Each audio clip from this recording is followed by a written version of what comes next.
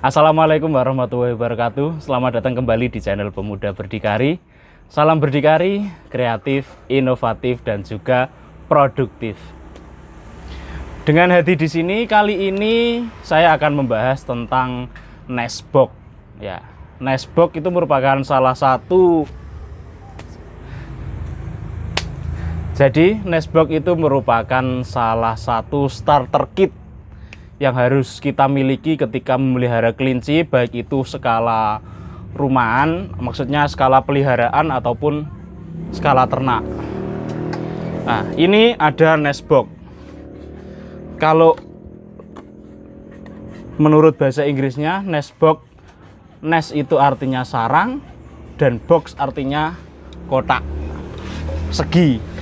Jadi Nestbox adalah kotak yang digunakan untuk proses pelahiran. Yang saya tahu menggunakan Nestbox itu kelinci, kemudian lovebird, kucing. Kucing saya tidak tahu pakai Nestbox atau enggak, karena belum pernah melihara kucing. Mungkin ya, karena saya juga pernah melihat kalau kucing itu lahiran di kardus. Lah, Nestbox sendiri ukurannya beraneka macam. Lihat hewannya itu sendiri. Kalau di lovebird itu kecil, kalau di kelinci juga yang umumnya itu segini. Ini ukuran 22 kali 35 kalau tidak salah. Nah, Nestbox ukuran 22 kali 35 ini bisa digunakan untuk kelinci-kelinci. Kalau menurut saya itu yang paling besar untuk Rex. Jadi kalau Nestbox ukuran 22 kali 35 ini digunakan untuk kelinci jenis yang besar seperti Flemish Giant, kemudian German Giant, ini nggak cukup ya. Jadi kalau untuk Rex ini masih cukup.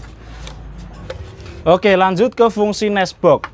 Nestbox sesuai dengan namanya, Nestbox ini berfungsi sebagai tempat lahiran kelinci ya.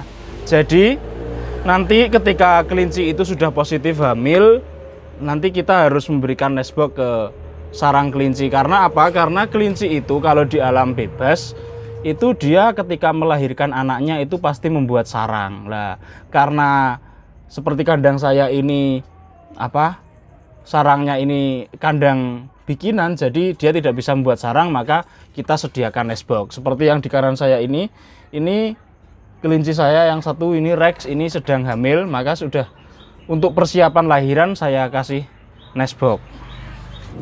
Kapan Nestbox ini dimasukkan ke kandang kelinci kita? Kalau menurut pengalaman saya sendiri, saya memasukkan Nestbox ini ke kandang kelinci saya yang sudah hamil itu adalah 1 minggu perkiraan sebelum HPL.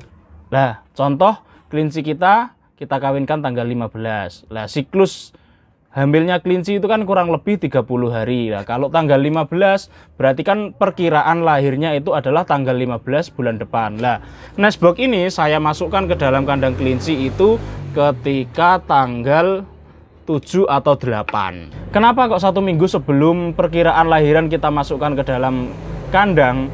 Karena untuk memberikan waktu kepada indukan kelinci kita supaya bisa beradaptasi, biar dia melahirkannya itu di dalam Nestbox. Nah, biasanya ketika mau mendekati lahiran itu kelinci akan mencabuti bulunya, nanti akan ditaruh di sini. Nah, kalau misalnya kelinci kalian tidak mencabuti bulu, ya ini kalau saya sendiri itu biasanya saya kasih tisu.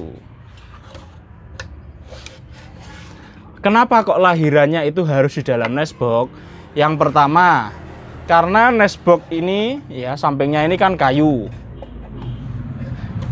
lebih hangat, jadi cocok kalau nanti kelincinya melahirkan anaknya itu nanti akan merasa hangat ketika di dalam Nestbox ini. Kemudian untuk alas Nestbox ini dia lebih rapet.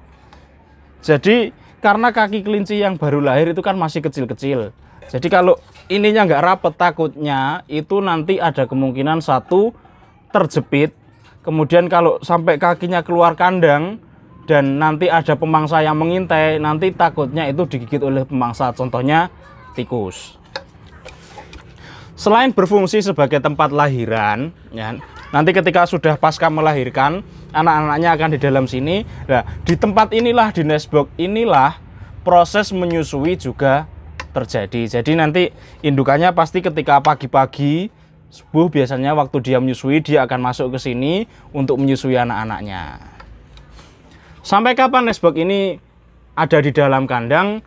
Kalau pengalaman saya sendiri, ya kira-kira sampai 1 bulan pasca melahirkan. Jadi posisi nestbox ini kalau di total itu sekitar 37 hari ada di dalam kandang. Kenapa saya ambil ketika pasca melahirkan 1 bulan? Karena kalau kelinci saya yang kemarin-kemarin itu, dia usia sekitar 21 hari ke atas itu sudah mulai keluar nestbox. Nah, tapi juga kalau malam mau tidur kembali lagi ke dalam nestbox. Nah, ini kan salah satu fungsinya ini kan untuk menghangatkan anak-anak tadi ya.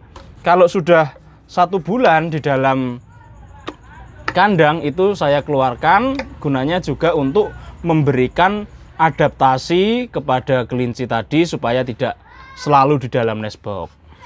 Kemudian cara perawatan nestbox ya, karena alas nestbox ini rapet, jadi kalau kelinci itu pup di dalam nestbox ini, pasti pupnya tidak akan langsung jatuh ke bawah, akan ada di sini. Nah, itu kita sebagai pemilik kelinci, itu kita harus sangat menjaga kebersihan nestbox ini. Jadi, kalau bisa sekitar 2-3 hari sekali itu dicek.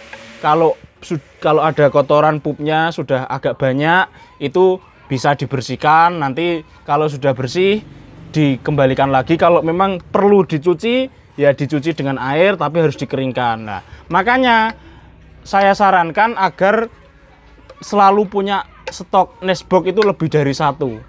Harus punya banyak. Karena apa? Seperti tadi, kalau misalnya kotor, kita bersihkan, kemudian kita cuci, masih basah, kalau kita masukkan lagi kan nanti juga akan lembab, berjamur, dan juga berdampak buruk untuk kesehatan kelinci kita. Makanya kalau 1 dibersihkan, maka satunya lagi dikasih nestbox yang lain. Nah, menjaga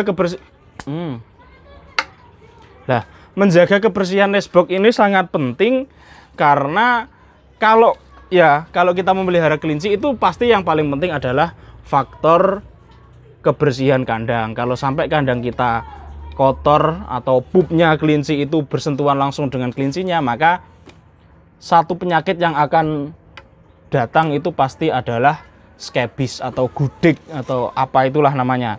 Ya, jadi kita harus harus menjaga kebersihan nestbox ini, karena yang di dalam nestbox ini kan kelinci-kelinci yang masih kecil, yang sangat rentan terhadap penyakit yang ini mematikan lah kalau menurut saya. Jadi kita harus betul-betul menjaga kebersihan nestbox kita ini. Demikian video saya hari ini, semoga bisa memberikan manfaat untuk kita semua para pemelihara kelinci. Jangan lupa untuk subscribe channel Pemuda Berdikari, karena ini sudah mau 800 subscribe. Kami sangat mengharapkan dukungan kalian untuk subscribe agar secepatnya bisa 1000 subscriber. Nanti di 1000 subscriber kita pasti akan ada giveaway kecil-kecilan merchandise dari Pemuda Berdikari. Ya, jangan lupa subscribe channel Pemuda Berdikari yang akan terus menemani kalian di malam minggu produktif. Sampai jumpa di video-video selanjutnya. Salam berdikari, kreatif, inovatif, dan juga produktif. Hati di sini. Assalamualaikum warahmatullahi wabarakatuh.